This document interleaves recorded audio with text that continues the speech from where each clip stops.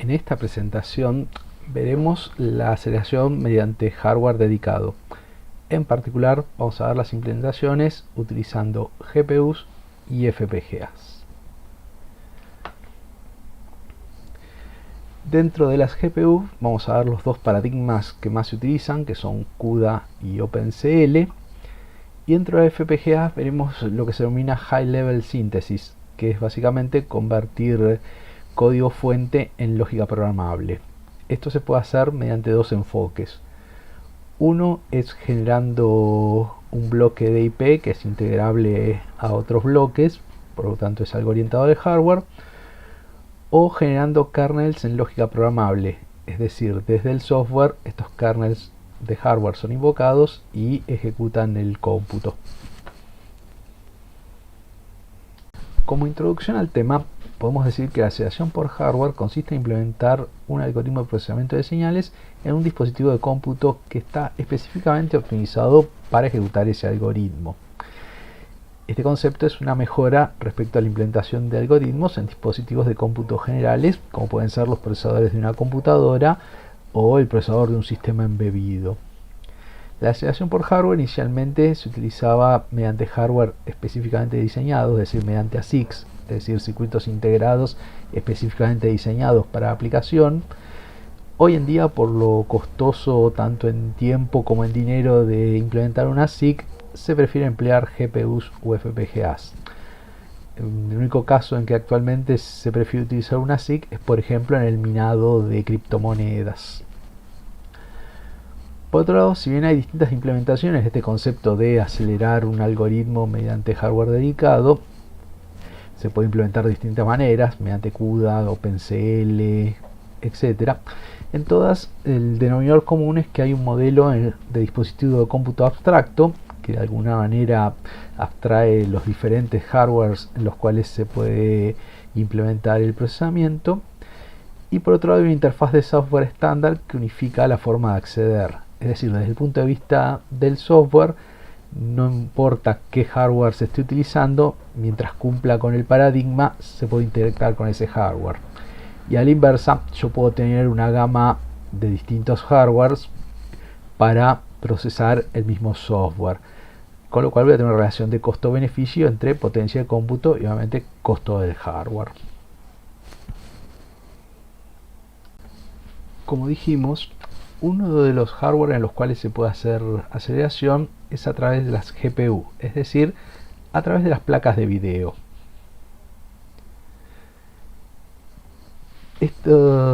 Las placas de video, el procesador de las placas de video es el que se denomina GPU, que viene de Graphics Processing Unit, y inicialmente era un hardware dedicado y optimizado exclusivamente para aplicaciones gráficas, en particular para videojuegos. La idea de una GPU es que hay una gran cantidad de unidades de cómputo que tienen una arquitectura muy simple, todas trabajando en paralelo. A este conjunto se lo denomina normalmente processor array porque es como una matriz toda de procesadores. ¿Sí? Si vemos en la imagen, una CPU puede tener alrededor de 4 threads o 4 hilos de ejecución distintos, mientras que una GPU puede tener tranquilamente miles. Por otro lado, la GPU tiene una arquitectura del array de procesadores que está optimizada para procesar la proyección en 2 dimensiones de una imagen en 3D. ¿Sí? La idea es que si uno tiene una figura geométrica de 3 dimensiones, por decir algo, un triángulo, ya que normalmente las imágenes, las figuras tridimensionales más complejas se hacen a base de una cantidad enorme de triángulos de pequeñas dimensiones, entonces el cómputo de triángulos en 3 dimensiones es importante para aplicaciones gráficas. Entonces, lo primero que se computa a través de lo que se denomina el vertex shader es, por ejemplo, frente a un cambio de cámara o un movimiento del cuerpo geométrico, cuál es la nueva posición de los vértices de este cuerpo geométrico. Eso lo hace el vertex shader. Como cambia la orientación espacial de los vértices del cuerpo geométrico, cambia la geometría proyectada en 2 dimensiones de este cuerpo de 3 dimensiones. el Geometry Shader es el que computa cómo es la proyección bidimensional de este cuerpo de 3 dimensiones frente a una rotación de sus vértices. Finalmente puede haber efectos de iluminación o de textura sobre la superficie de esta figura de 3 dimensiones, entonces el Pixel Shader calcula cómo afecta la iluminación a cada uno de los píxeles de este cuerpo proyectado en 2 dimensiones. Y de esta manera se genera la imagen de 2 dimensiones, que es proyección de este cuerpo geométrico de 3 dimensiones que o fue rotado o cambió la perspectiva de la cual es visto. Esta arquitectura, que está optimizada para este cómputo de vértice, proyección y textura, puede utilizarse también para realizar cómputo general, es decir, agrupando estos 3 procesadores en lo que se llama un Unified Processor Array, es decir, un procesador de propósito más general que engloba estas 3 aplicaciones. Si comparamos estos procesadores con una CPU tradicional, unas cosas que vemos es que la GPU está orientada a suplementar a la CPU, por lo que no tiene que hacer exactamente todo lo que hace la CPU, sino que hay tareas que puede o hacer de forma muy poco eficiente o directamente no realizarlas. Por ejemplo, el acceso al dispositivo de almacenamiento del sistema. Normalmente la GPU solo va a acceder a la información que se encuentra en su propia memoria, y es función de la CPU transferir información desde la memoria del sistema a la memoria de la GPU o desde un dispositivo de almacenamiento masivo. Por otro lado, la GPU, a diferencia de la CPU, no utiliza caché para ocultar la latencia de acceso a la memoria, sino que hace lo que se llama multithreading de hardware. Es decir, si algún procesador de la GPU en algún momento necesita hacer un acceso a la memoria de la GPU y ese tiempo de acceso genera una latencia, no es que hay un caché al cual accede el procesador de la GPU, sino que simplemente se lanza otro thread a ejecutarse mientras se realiza el acceso a memoria de la GPU. Estos threads son de ejecución independiente y por eso no es que hay caché, sino ejecución en paralelo. Por otro lado, como el tiempo de acceso a la memoria es crítico, en una GPU normalmente se utilizan anchos de banda de datos mucho más grandes que en una memoria de sistema. En una GPU es común utilizar memorias con buses de datos de 256 o 512 bits de tamaño. Y finalmente, los procesadores GPU realizan multithreading a una escala mucho mayor que una CPU. Una CPU avanzada puede manejar como máximo 64 threads en paralelo, mientras que una GPU tranquilamente puede estar manejando 8000. Fíjense, digamos, la diferencia de magnitud entre la cantidad de threads paralelos que puede ejecutar simultáneamente una GPU versus una CPU. Ahora bien, esto tiene ventajas y desventajas. La principal ventaja de esta ejecución en GPUs es lo que vimos, el paralelismo masivo. Estamos hablando de literalmente miles de procesadores trabajando simultáneamente. Por otro lado, como la GPU está orientada al cálculo de la proyección en 2 dimensiones de cuerpos geométricos de 3 dimensiones, todas las operaciones, casi por definición de hardware, se hacen en punto flotante, con lo cual lo que en una CPU requiere el uso de una unidad específica de punto flotante, en la GPU es la forma normal de trabajar datos, es decir, en punto flotante. Por otro lado, una GPU es una solución de cómputo económica para la potencia que ofrece. Si uno tuviera que armar un sistema con 8000 CPUs, los costos son de varios millones de dólares, mientras que una placa de video con miles de procesadores puede estar alrededor de los $800. Otra de sus ventajas es la facilidad de uso. Normalmente una GPU se programa con variaciones de lenguaje de C. Tanto CUDA como OpenCL son subconjuntos del lenguaje C, con lo cual, sabiendo programar C, es muy sencillo poder programar una GPU. Eso por el lado de las ventajas. Por el lado de las desventajas, normalmente la arquitectura es del tipo SIMD, es decir, Single Instruction Multiple Data. Es decir, un conjunto de procesadores de la GPU tienen que estar ejecutando el mismo programa en el mismo punto. Cuando se produce lo que se llama una divergencia, es decir, el algoritmo tiene una bifurcación, que algunos procesadores toman una bifurcación y otros toman otra, se produce una penalización de desempeño. Lo ideal es que no haya bifurcaciones del tipo if-then en un algoritmo que se ejecuta en la GPU. Por otro lado, se necesita que los algoritmos que se corren en la GPU tengan un espacio de datos que pueda ser particionable, es decir, que los datos sean de alguna manera independientes entre los distintos procesamientos, sino que algunos procesadores dependan de datos generados por otros procesadores, ya que eso genera una latencia que impacta en el desempeño de estos dispositivos. Y finalmente, como originariamente estos dispositivos estaban orientados a ser placas de video, la transferencia de datos desde la memoria del sistema a la memoria de la GPU es muy rápida, pero la transferencia inversa, es decir, los resultados en la memoria de la GPU, transferirlos a la memoria del sistema, es mucho más lento. Entre 5 y 10 veces más lenta la transferencia de GPU a memoria del sistema que de memoria del sistema a GPU.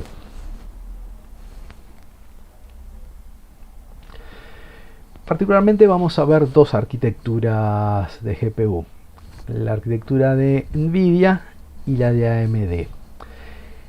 NVIDIA trabaja núcleos de distintas características dentro de su procesador. Tiene núcleos orientados a procesadores con números, a procesamiento con números enteros de 32 bits. Tiene núcleos orientados a procesamiento con números de punto flotante de 32 bits. Y después tiene algunos núcleos denominados Tensor Cores, que son núcleos orientados a trabajar con tensores, es decir, con agrupamientos de 4 números en punto flotante. En particular, la TU102 de la arquitectura Turing de NVIDIA tiene 4600 núcleos, tanto para enteros como para punto flotante, y casi el 10% de eso de núcleos para tensores o matrices. 500 núcleos, es decir, 500 procesadores. Sí es importante notar que hay una cantidad enorme de registros de propósito general. En particular, esta arquitectura tiene 65.000 registros de 32 bits que pueden ser entrada o salida de datos. Un dispositivo de estas características tiene una potencia de cómputo en bruto de alrededor de 13,4 teraflops, utilizando punto flotante de 32 bits. Hablamos de potencia en bruto porque es muy dependiente del algoritmo el desempeño de una placa de video. Por eso preferimos hablar de una potencia en flops, es decir, en unidades de punto flotante.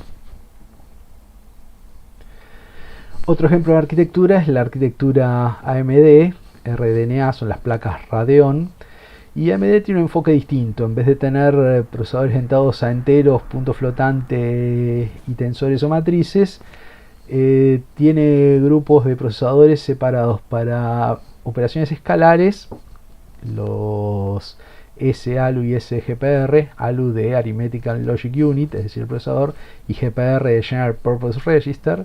Entonces, para operaciones escalares puede tener alrededor de 128 registros por núcleo.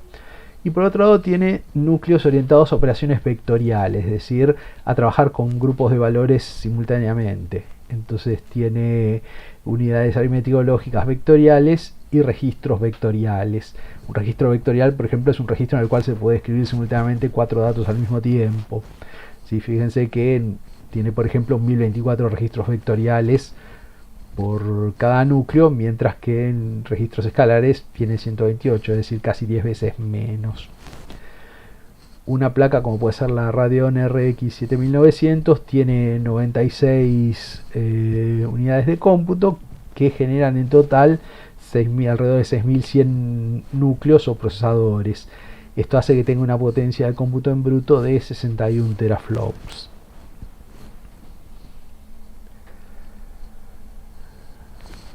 Ahora bien, este hardware básicamente puede ser programado mediante dos paradigmas de software. Uno denominado CUDA, Computed Unified Device Architecture, que es una solución propia de NVIDIA, que es un framework de desarrollo más maduro y estable que el otro que vamos a ver, que es OpenCL. y tiene una interfase con otros lenguajes y entornos como puede ser Python o TensorFlow en forma transparente, es decir, directamente uno escribe código en Python o en TensorFlow y interactúa con la GPU. La contra que tiene es que este framework CUDA solo puede utilizarse con hardware de Nvidia, es decir, con placas gráficas RTX o con System on Chips Tegra, por lo que no es exportable a otro tipo de arquitecturas. Como contrapartida a CUDA existe lo que se denomina OpenCL, que es un estándar abierto que es apoyado y promovido por distintos proveedores, entre ellos Intel, AMD, Apple, ARM, Google, Qualcomm, Samsung, Nvidia mismo. Y tiene la particularidad de que cada fabricante debe proveer su propia implementación de OpenCL. Esto hace que haya frameworks de desarrollo de calidad variable. Habrá algunos muy maduros porque el fabricante dedica un esfuerzo importante a su desarrollo, y habrá otros frameworks de desarrollo que no son tan estables o tan desarrollados. OpenCL tiene una interfaz única basada en C. Se puede hacer bindings a otros lenguajes, pero la forma nativa de trabajar con OpenCL es C. De hecho, OpenCL es OpenC Language. Otra ventaja que tiene OpenCL es que corre sobre una variedad de hardware muy amplia. De hecho, generó un paradigma denominado computación heterogénea. OpenCL puede correr sobre CPUs, sobre GPUs, sobre FPGAs, sobre System on Chips, sobre ASICs dedicados específicamente que cumplen con el estándar OpenCL, etc. Eso hace que el código escrito en OpenCL sea muy portable entre distintos tipos de arquitecturas, lo cual puede ser muy útil durante el desarrollo, porque uno puede desarrollar su algoritmo en OpenCL en una laptop y después ejecutarlo en un centro de cómputo. Y finalmente, con mencionar que hay otras APIs o frameworks de desarrollo para cómputo con GPUs, pero que están orientadas específicamente a gráficos, como ser OpenGL, que es muy usado como plataforma para gráficos, DirectX, que es la plataforma de Microsoft para trabajo con gráficos, Vulkan, etc.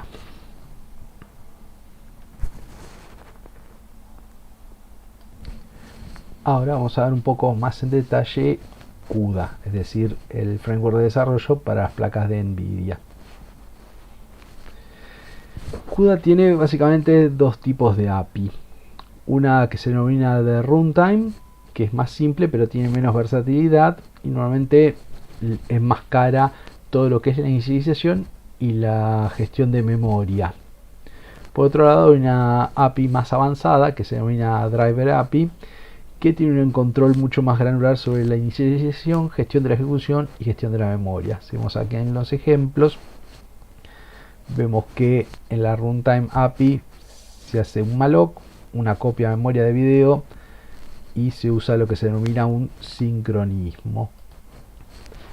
Este sincronismo se usa para que, si hay alguna diferencia en tiempo de ejecución entre los distintos procesadores de la placa de video, no se continúe hasta que todos finalizaron su ejecución. Por otra parte, a nivel de driver, en vez de definir un puntero de C común en el sistema, se define un puntero directamente a ser utilizado por la placa de video, se aloca espacio en la memoria de video, se hace una copia explícita de la memoria de sistema a la memoria de video y se usa una función específica de sincronización de ejecución. Es decir, vemos que es una API mucho más detallada, mucho más granular y por ende mucho más versátil. Para desarrollar, básicamente se necesita el CUDA Toolkit, que sería como el framework, un entorno de desarrollo para compilar C, que puede ser GCC o ICC, que es el compilador de Intel, o otro tipo de compilador de C para la plataforma que se está utilizando. Opcionalmente también uno puede usar Python como entorno de desarrollo, pero tiene mucha menos flexibilidad y hay una pequeña pérdida de performance por el hecho de que Python se ejecuta, es un lenguaje interpretado y no compilado. Los archivos para trabajar con CUDA tienen una extensión CU y pueden tener tanto código que se ejecuta en el sistema como código que se ejecuta en la GPU. La parte de GPU se compila con un compilador provisto por NVIDIA, que es el NVCC, el NVIDIA CUDA Compiler, que maneja una sintaxis muy similar a GCC. En general se reemplaza GCC por NVCC y los switch y argumentos son los mismos.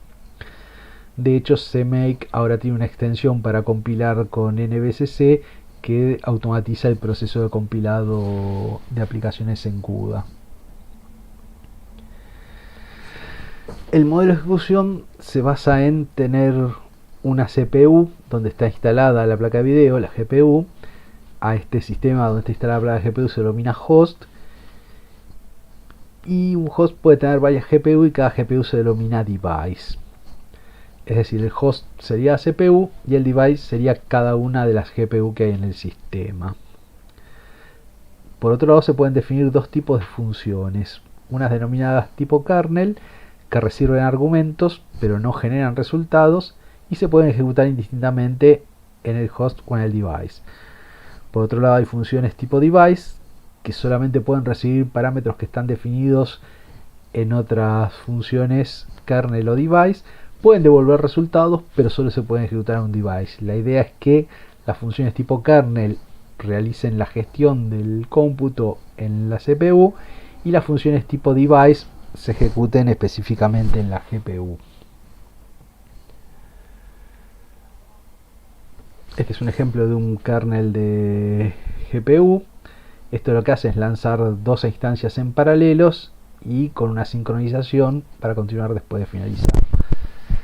Básicamente lo que se hace en este kernel es en paralelo 12 veces imprimir la frase Hello World from the GPU. Esto se ejecuta en 12 instancias en paralelo. Se espera a que finalicen de ejecutar las 12 instancias y finaliza la función. El modelo de ejecución es granular, es decir, tiene una jerarquía y hay 4 niveles. Lo que se denomina grid, que es todo el cómputo utilizando absolutamente todos los procesadores disponibles. Un block, que son threads que comparten información, es decir, se pueden intercambiar información entre sí. Y los threads, que son las ejecuciones individuales. A su vez, los threads se pueden agrupar en lo que se llaman warps. Y normalmente el tamaño del warp depende con el tamaño de la unidad de cómputo, del hardware de cómputo que se está utilizando. De esta manera, el grid define el número total de threads que se van a ejecutar. Los threads dentro de un bloque pueden sincronizarse, es decir, esperar a que se ejecute uno antes de continuar la ejecución. Y hasta 32 threads se agrupan en un warp y se ejecutan la misma instrucción dentro de la misma unidad de cómputo. Es decir, un warp es como una agrupación de threads que todos están corriendo simultáneamente en paralelo sobre un mismo hardware de cómputo.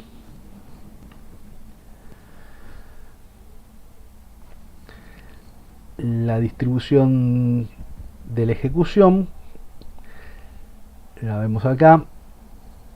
A todo el procesador de la GPU se lo denomina un streaming processor, y el streaming processor se divide en núcleos que hacen operaciones en enteros o en punto flotante, que tienen muy poca latencia y una alta capacidad de transferencia de datos.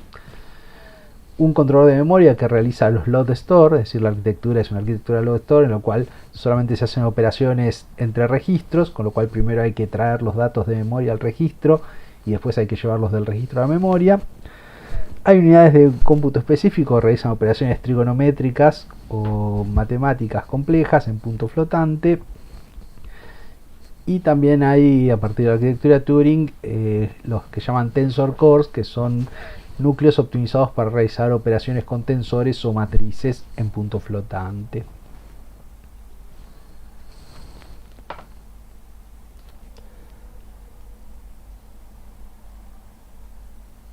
Acá vemos un poco más en detalle este tema de ejecutar los warps en paralelo. Normalmente cada thread tiene un identificador único que es global o local según si se está identificando a nivel de un grid, es decir, de toda la ejecución, o localmente dentro del warp.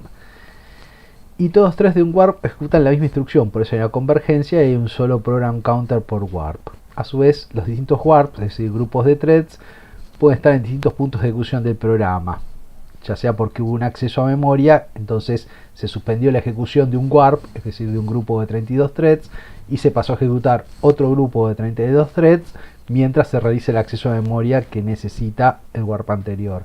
Eso es un poco lo que muestra esta figura. Yo tengo el scheduler, está ejecutando la instrucción 2 del warp 20, por alguna razón se necesita un acceso a memoria, entonces se suspende esa ejecución mientras se hace el acceso a memoria y pasa a ejecutarse la instrucción 34 del grupo 45. Cuando este requiere un acceso a memoria, se suspende su ejecución y se pasa a la instrucción 56 del grupo de threads 34, y así sucesivamente se ejecutan todas las instrucciones de todos los grupos. Normalmente hay un scheduler por cada procesador de cómputo dentro de la GPU. Como les decía, los threads tienen un identificador global, que puede ser con el thread IDX, es decir, un identificador global a través del grid dim, es decir, a nivel grid, un identificador a nivel block, el block dim, que a su vez el block dim tiene un identificador individual que es el block IDX, y el identificador individual de cada thread con el thread IDX. Grid dim es la dimensión de todo el array de ejecución que se está realizando. Block dim es la dimensión de un grupo de esta ejecución. Dentro del block dim hay un block ID individual, y dentro de cada block ID hay un grupo de hasta 32 threads que se identifica con un thread ID. Toda esta jerarquía está dada para poder definir a qué datos accede cada thread en función de a qué grupo pertenece. Y como les mencioné antes, tenemos el tema de la divergencia, es decir, cuando hay una bifurcación en el algoritmo. Cuando hay divergencia, lo que se hace es primero ejecutar todas las variantes y luego se hace una convergencia esperando que termine de ejecutarse todos los threads. Es decir, todos los threads, independientemente de qué camino tomen, si la bifurcación del if o la bifurcación del else, tienen que terminar de ejecutarse antes de empezar a ejecutar la parte C. Es decir, se empieza a ejecutar. Un grupo de threads va a ejecutar la parte del if, es decir, A y X, y otro grupo va a ejecutar la parte B e I. Primero se van a ejecutar todos los threads que tienen que bifurcar a X, después se van a ejecutar todos los threads que tienen que bifurcar a B e I, por eso hay una divergencia, y finalmente hay un sincronismo en el cual todos estos threads tienen que terminar de ejecutarse antes de ejecutar la parte C, y es ahí donde hay una reconvergencia o una convergencia nuevamente, y en el punto C todos los threads terminaron de ejecutarse, ya sea porque ejecutaron AX o porque ejecutaron BI. Esta divergencia tiene el problema de producir lo que se llama un deadlock, es decir, como habíamos dicho, los threads pueden requerir datos, los warps pueden requerir datos de un warp aledaño. Entonces un grupo de threads empieza a ejecutar AX y espera B, otro grupo empieza a ejecutar B y espera A, y ambos quedan bloqueados porque el thread A empieza a ejecutarse todos los threads que cumplen la parte del if, todos llegan al punto en el cual tienen que esperar por B, pero B nunca se ejecuta porque esta parte de la bifurcación nunca terminó de ejecutarse, sino que quedó en un estado de espera. Por eso hay que tener cuidado en la programación de no producir lo que llaman deadlocks o bloqueos de ejecución.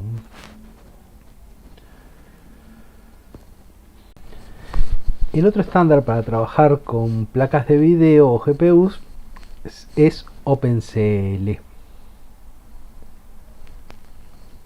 OpenCL, como habíamos dicho, es un estándar abierto para programación paralela y está pensada para distintos tipos de dispositivos, CPU, GPU, FPGA, etc. Denominándose a esto computación heterogénea, porque puedo correr un mismo software sobre distintos tipos de hardware que tienen características muy distintas.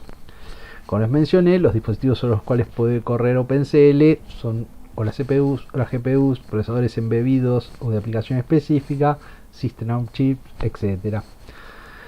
OpenCL también es un poco más abierto en el sentido de que el paralelismo puede ser basado en tareas, es decir, múltiples tareas ejecutándose simultáneamente dentro de la GPU, y basado en datos, una misma tarea procesando con distintos datos.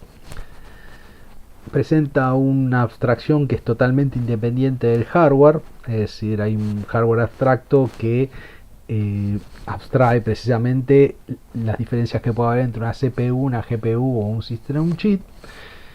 Y otra particularidad de OpenCL es que tiene un control muy granular acerca de la precisión del punto flotante. En CUDA normalmente trabajamos con punto flotante de 32 o 64 bits. En OpenCL esto es mucho más controlable, de hecho podemos definir los tamaños de datos. Normalmente vamos a trabajar con múltiplos de 32 para poder aprovechar mejor el hardware, pero OpenCL eventualmente puede trabajar con otros tamaños de punto flotante. En modo de abstracción de hardware hay un sistema normalmente basado en CPU que se denomina host. Hay un dispositivo de cómputo llamado compute device, que normalmente es la GPU. La GPU puede tener varios procesadores. A cada procesador se denomina compute unit. Y a su vez, dentro de cada compute unit puede haber un array de procesadores, que es lo que se denomina processing elements. Es una jerarquía muy similar a la que vimos para CUDA, cambian un poco los nombres.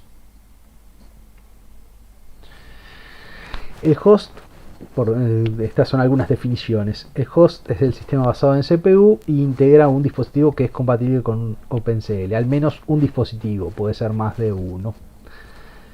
El compute device es el dispositivo compatible con OpenCL. Tengan en cuenta que en este tipo de arquitectura heterogénea yo puedo tener una CPU, una placa de video y una FPGA en el mismo sistema y todas interactúan mediante OpenCL. En particular, la memoria también tiene una partición y se divide en la memoria de host, que normalmente es accesible por la CPU, y la memoria del dispositivo, la device memory, que es accesible por cada tipo de device OpenCL. Es decir, yo tengo un sistema heterogéneo con una CPU, una placa de video y una FPGA. Va a haber una host memory de la CPU que es visible por la GPU y la FPGA, y dos device memory, cada una de ellas visible por el dispositivo correspondiente. Va a haber una device memory de la GPU y una device memory de la FPGA.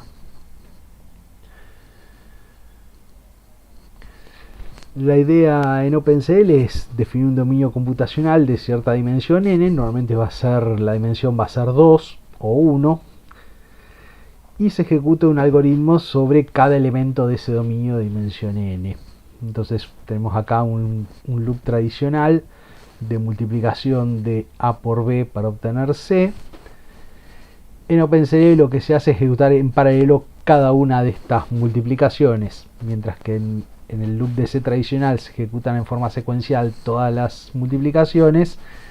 En OpenCL se van a ejecutar en paralelo tantas multiplicaciones como sea posible, dependiendo de la capacidad del hardware. Va a haber una dimensión global, que es normalmente todo el espacio de datos o del problema, y una dimensión local, que normalmente son los workgroups, que tienen la analogía a los warps de CUDA. Son los grupos que se ejecutan simultáneamente sobre un mismo hardware. Es posible sincronizar dentro de los workgroups, pero no se puede sincronizar entre workgroups. Es decir, dentro de un mismo workgroup yo puedo sincronizar datos. Si tengo que sincronizar datos entre distintos workgroups, tengo que hacerlo explícitamente. La memoria está mucho más particionada a distintos niveles. Hay lo que se denomina la memoria privada, que es para cada work item, que es cada elemento de cómputo individual. Hay memoria local, que es compartida por un workgroup, es decir, por un grupo de elementos que normalmente son 8, 16 o 32. Esta memoria local es compartida por los 8 elementos, mientras que la memoria privada es individual de cada elemento. Hay una memoria global que es visible para todos los workgroups y hay una memoria del sistema que es normalmente la que transfiere y recibe el resultado del cómputo.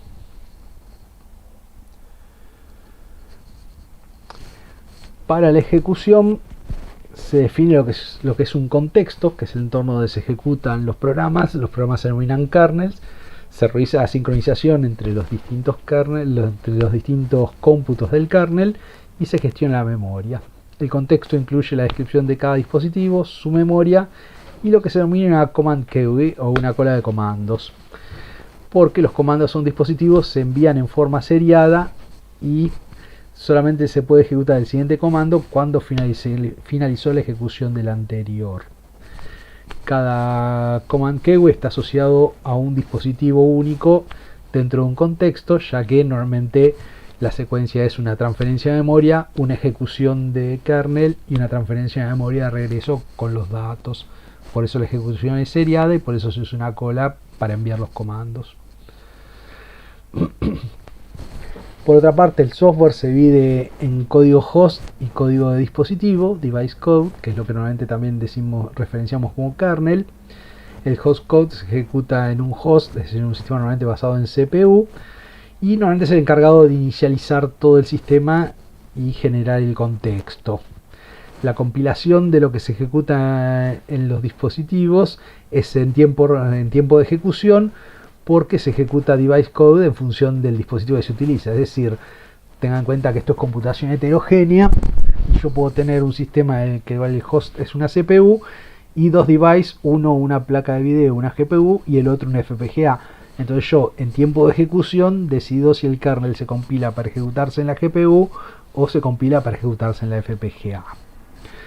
Es por eso que las funciones del host code son definir la plataforma, es decir, el contexto, los dispositivos disponibles y la cola de comandos para cada dispositivo, compilar el device code en función de qué dispositivo va a ser utilizado, configurar lo que se denomina memory object, que son los buffers de transferencia entre la memoria de la GPU o la FPGA y la memoria del sistema, generar el kernel, es decir, el software que se ejecuta en la GPU, incluidos los argumentos que recibe, o que se ejecuta en la FPGA, porque estamos en un entorno de computación heterogénea, y el host code empieza a enviar comandos a cada dispositivo mediante su correspondiente cola de comandos.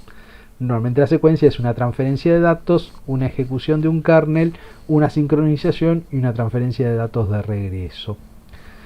Finalmente, el device code es el código que se ejecuta específicamente en el dispositivo de cómputo, ya sea una GPU o una FPGA. También es posible que suceda divergencia dentro de OpenCL. El análogo al warp de CUDA es el work item, y los work items se ejecutan en una modalidad SIMD, es decir, cada elemento del work item se ejecuta en la misma dirección de memoria del programa, por lo tanto ejecuta la misma instrucción. Pero como cada work item tiene su propio program counter y conjunto de registros, puede haber bifurcaciones y divergencias. Cuando esto sucede, al igual que en CUDA, se ejecuta en forma seriada cada bifurcación, y cuando terminan de ejecutarse todas las bifurcaciones posibles del código, se hace una convergencia y se continúa ejecutando el cómputo. Trabaja de una forma muy análoga a CUDA en este sentido.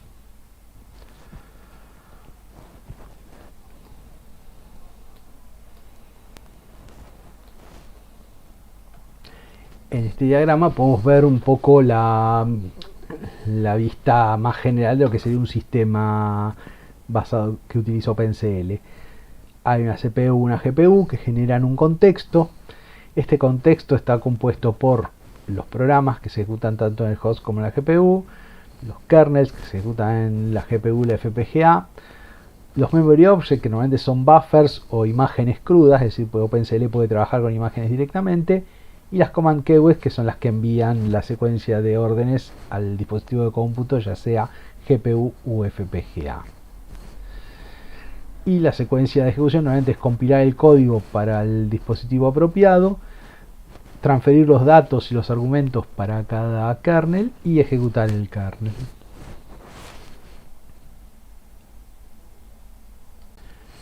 Como alternativa a utilizar GPUs para aceleración por hardware, se pueden utilizar FPGAs mediante lo que se denomina High Level Synthesis.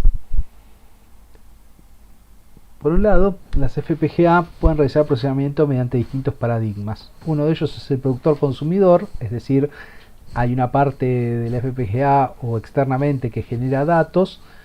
Estos datos son procesados y son transferidos a un consumidor que puede estar dentro o fuera de la FPGA. Otro tipo de paradigma de trabajo es el streaming, es decir, hay una fuente que genera datos en forma permanente. Por poner un ejemplo, puede ser un conversor analógico digital de muy alta velocidad que entrega datos en forma continua a la FPGA. Y finalmente el tercer paradigma es el pipelining, es decir, cuando uno agrupa ejecuciones en paralelo de tal manera que lo que sería una latencia secuencial puede reducirse mediante la ejecución en paralelo de una parte de la secuencia que pueda ser paralelizable. Esto se puede hacer directamente sobre la FPGA o se puede usar a través de High Level Synthesis, que básicamente lo que consiste es en generar código en un lenguaje de alto nivel, como puede ser C, C++ o System C, y esto es compilado o convertido a un lenguaje HDL que puede ser procesado mediante las herramientas de uso de la FPGA. La idea es que uno tiene un sistema mixto procesador lógica programable, uno implementa el acelerador en lógica programable, el cual es gestionado desde el software ejecutándose el procesador. Estos aceleradores pueden ser bloques IP, como los que se generan con código HDL en FPGA, o pueden ser vistos desde el software como kernels de OpenCL. Si bien como kernels de OpenCL uno pensaría que son software, en realidad son la configuración del acelerador dentro de la lógica programable. Es decir, no son una secuencia de instrucciones, sino que son la descripción de hardware ya compilada para la FPGA. Un ejemplo de esto sería tener un algoritmo que toma 4 argumentos, multiplica 2 de ellos y suma los otros 2. Entonces en la primera fase uno utiliza un multiplicador y un sumador, 2 sumadores en cascada, y cuando uno implementa en FPGA puede implementar un bloque de multiplicación y suma con un bloque de SP como los que tiene la FPGA. A su vez, todo esto puede ser controlado mediante una máquina de estado finito, una Finite State Machine, y todo esto forma un acelerador por hardware que puede ser un bloque IP integrable a otros bloques o puede estar encapsulado dentro de un kernel de OpenCL que configura la FPGA para realizar este cómputo.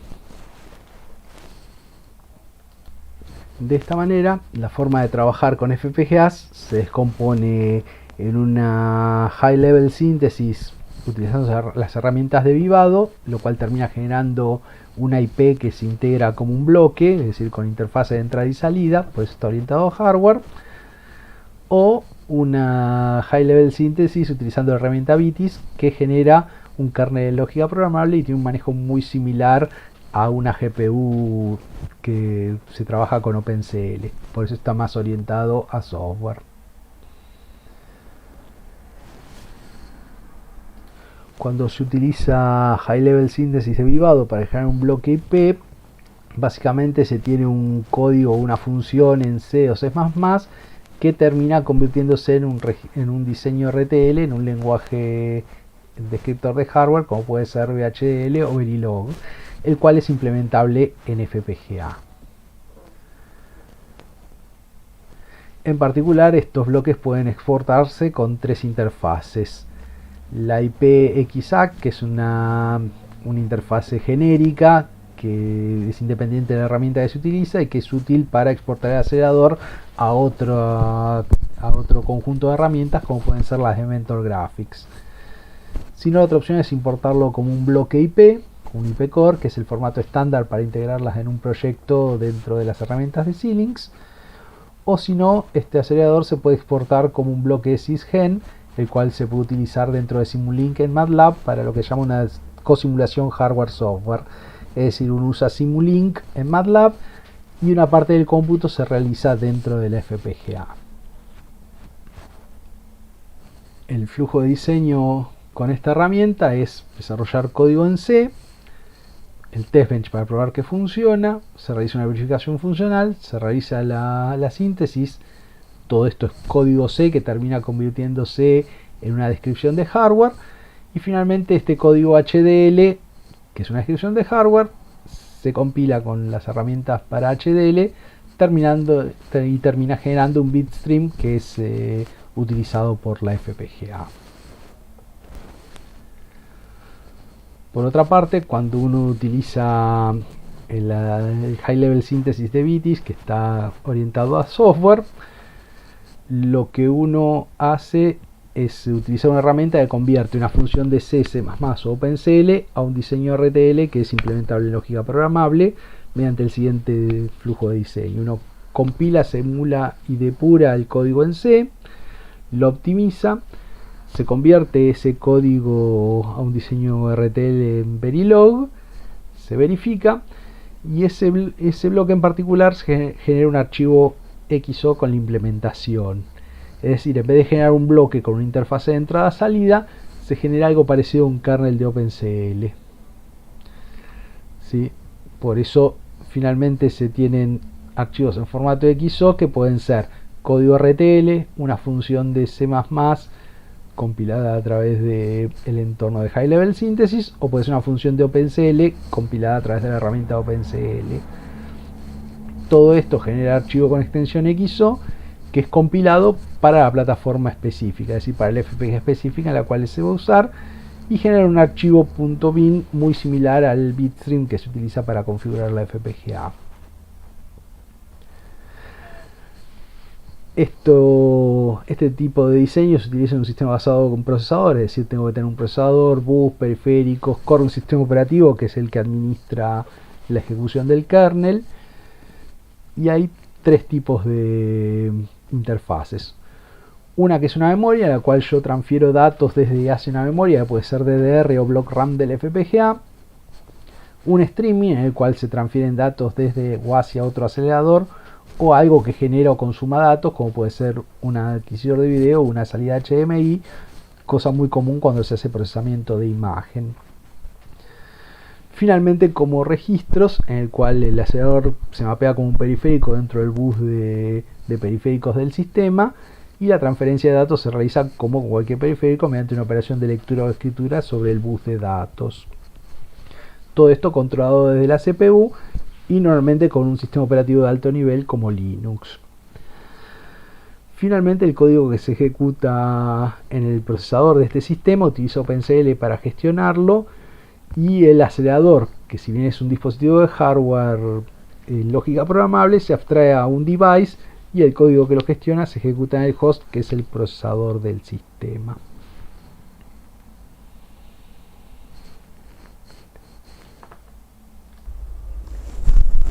Como bibliografía del tema, podemos ver en primer lugar el libro Computer Organization and Design, The Hardware Software Interface, de Patterson and Hennessy, que es un clásico, y en él se puede ver las ideas principales alrededor de la aceleración por hardware mediante GPU.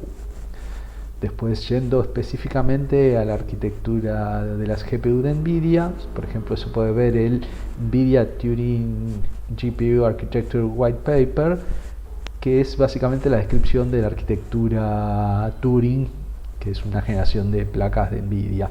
Cada generación con su propia arquitectura tiene un white paper que la describe internamente. Por el lado de AMD también hay un documento similar, por ejemplo el RDNA3 Instruction Set Architecture, que es la descripción de hardware y software de la arquitectura RDNA3 de AMD. Eso en cuanto al hardware. En cuanto al software, para conocer en detalle la especificación del subconjunto S de CUDA, está la CUDA-C Programming Guide, también generado por NVIDIA, que describe el subconjunto de C utilizado para programar las GPU de NVIDIA.